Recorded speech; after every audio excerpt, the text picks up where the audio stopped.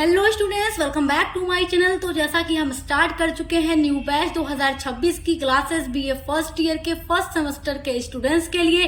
और आज की जो क्लास है इंग्लिश लिटरेचर के बच्चों के लिए है, जो भी हमारे प्यारे स्टूडेंट्स बीए फर्स्ट ईयर के फर्स्ट सेमेस्टर में आ चुके हैं न्यू बैच 2025-26 में। तो इंग्लिश लिटरेचर अगर आप मेजर में पढ़ रहे हैं या माइनर में पढ़ रहे हैं तो आज की ये वीडियो सिर्फ आपके लिए है।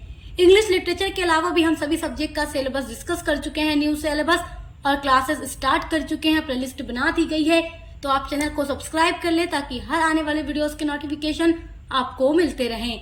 इंग्लिश लिटरेचर के यूनिट नंबर 1 में आज हम पार्ट 4 पढ़ने वाले हैं। 3 वीडियोस ऑलरेडी अपलोड कर दी है आपके लिए। यूनिट नंबर 1 के अंदर आपको कई सारे राइटर्स का कॉन्ट्रीब्यूशन पढ़ना है इंडियन इंग्लिश लिटरेचर में। आपको श्री अरबिंदो के बारे में, रविन्द्रनाथ टैगोर के बारे में, के.एस. वेंकटरमणी के बारे में, भवानी भट्टाचार्य के बारे में, सरोजनी नायडू के बारे में, मुल्कराज आनंद, R.K. नारायण, नयनतारा सहगल, कमला मार्कंडेय, इन सभी राइटर्स का कंट्रीब्यूशन पढ़ना है।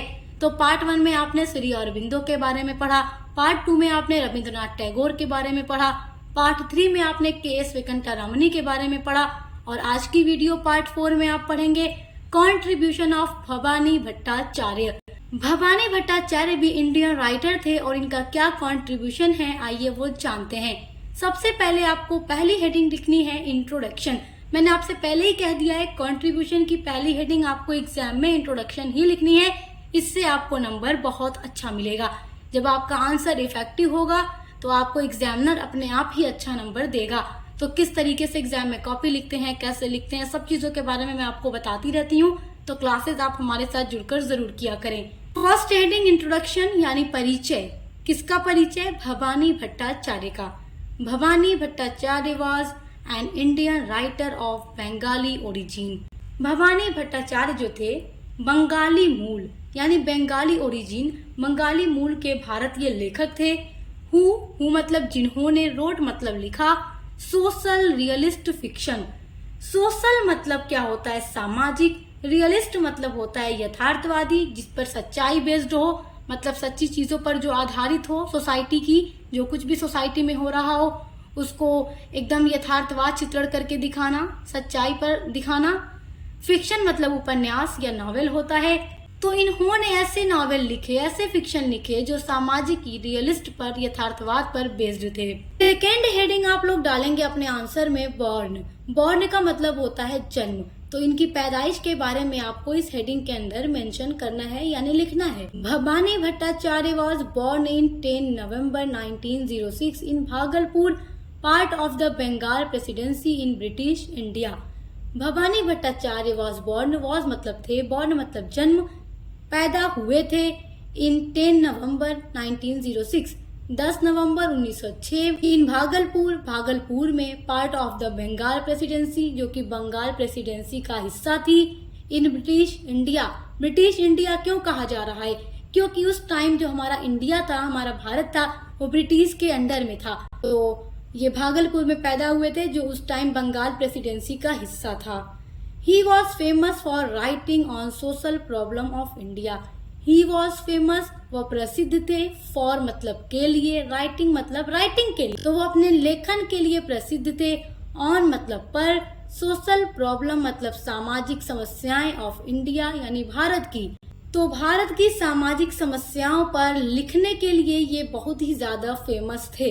अब देखिए तीसरी हेडिंग है एजुकेशन यानी शिक्षा। तो भवानी भट्टाचार्य की एजुकेशन के बारे में इसमें आपको लिखना है। Bhattacharya studied at Patna university and received A bachelors degree in English literature. तो भट्टाचार्य ने स्टडीड पढ़ाई की एट पटना यूनिवर्सिटी से, एंड रिसीव मतलब प्राप्त की, ए बैचलर्स डिग्री मतलब होता है ग्रेजुएशन की डिग्री इन इंग्लिश लिटरेचर में। अंग्रेजी साहित्य से इन्होंने बैचलर किया। कहाँ से? Patna university. He received masters degree in 1931। तो इन्होंने 1931 में मास्टर यानी एमए की डिग्री प्राप्त की, and doctoral degrees 1934 from the university of London. Doctoral degree का मतलब है कि पीएचडी की डिग्री इन्होंने 1934 में रिसीव की। कहाँ से? यूनिवर्सिटी ऑफ लंदन से। तो इन्होंने 1931 में मास्टर की डिग्री और 1934 में पीएचडी की डिग्री प्राप्त की थी यूनिवर्सिटी ऑफ लंदन से, यानी ये भी यूनाइटेड किंगडम ही जाकर पढ़े थे।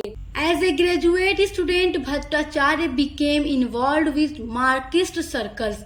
ये है MARXIST मार्क्सिस्ट सर्कल्स। मार्क्सिस्ट मतलब है मार्क्सवादी, सर्कल्स मतलब हल्का। तो एज ए ग्रेजुएट स्टूडेंट स्नातक के छात्र के रूप में भट्टाचार्य जो थे बिकेम इन्वॉल्व शामिल हो गए या जुड़ गए मार्क्सवादी हलकों से। And was also strongly influenced by Harold Laski. And was also strongly influenced इसका मतलब है कि वो बहुत ही मजबूत तरीके से, इन्फ्लुएंस मतलब प्रभावित हुए होराल्ड लास्की, यानी कि ये हेरोल्ड लास्की से काफी ज्यादा प्रभावित हुए थे। वन ऑफ हिज टीचर्स, जो कि उनके टीचरों में से एक थे। होराल्ड लास्की इनके टीचर थे और इनके टीचर का प्रभाव इनके ऊपर खूब पड़ा था। He was also active in literary circles.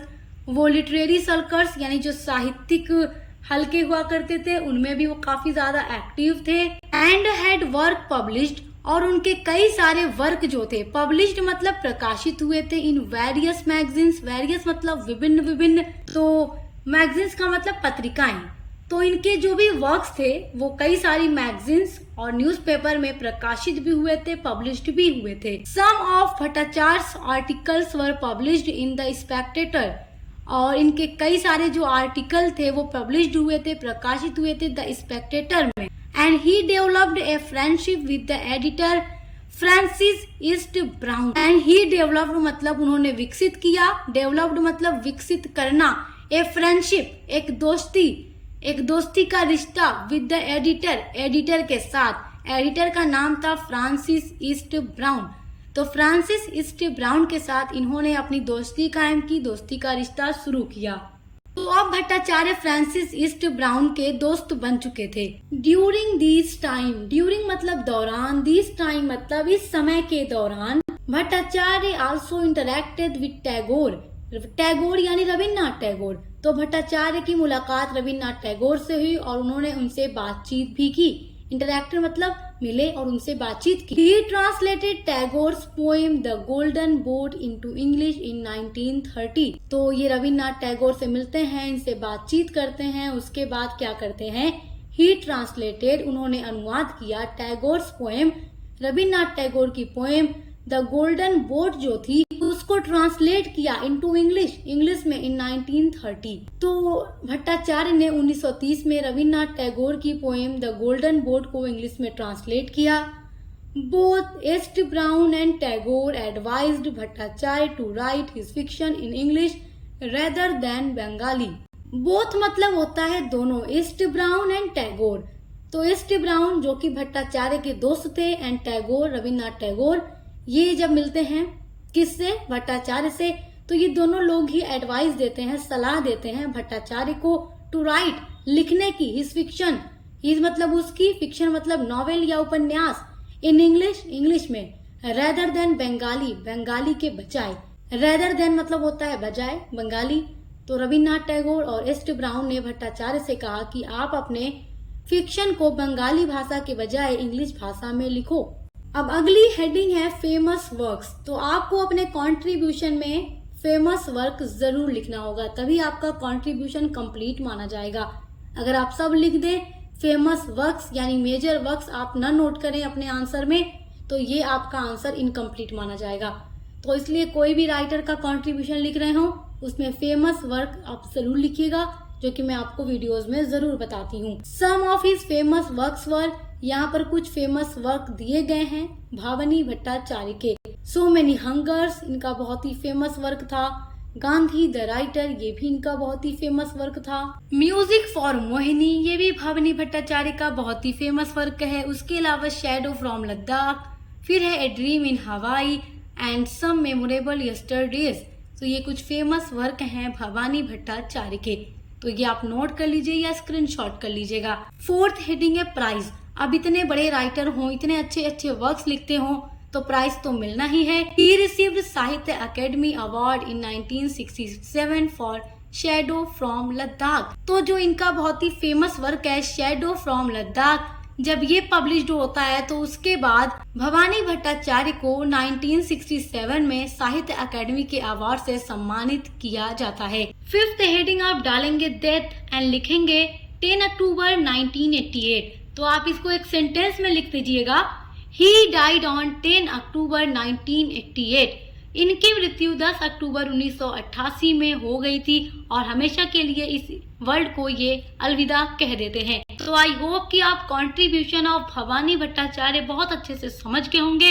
तो एग्जाम में आपके लॉन्ग क्वेश्चन में पूछेगा तो आपको इसी तरीके से आंसर लिखना होगा।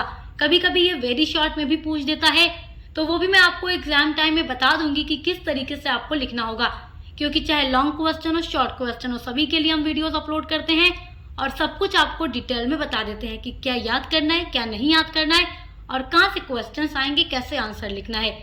तो दोस्तों के साथ वीडियो शेयर करना मत भूलिएगा, चैनल को सब्सक्राइब जरूर कीजिएगा। हम मिलते हैं अगली वीडियो के साथ।